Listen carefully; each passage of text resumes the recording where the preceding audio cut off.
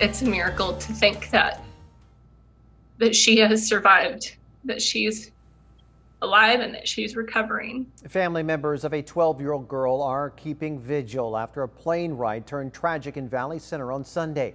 As our 10 News reporter Michael Chen tells us, her uncle was granting her wish for a birthday flyover when they crashed.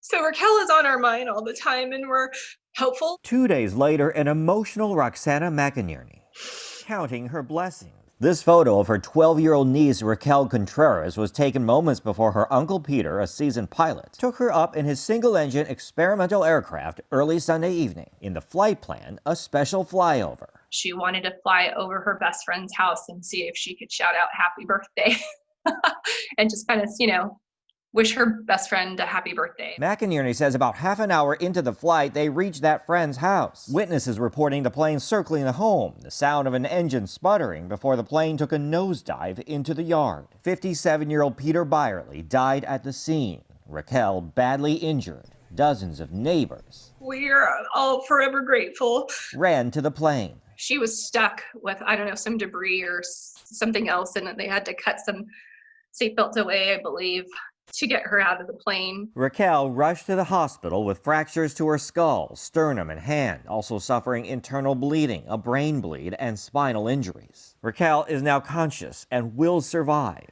but the long-term impact of her injuries remains unknown. Still, McInerney is beyond thankful. It's a miracle to think that she has survived, that she's alive, and that she's recovering. Michael Chen, 10 News. Seems to be a miracle. The FAA is leading the investigation and has not released an initial cause for the crash as of yet.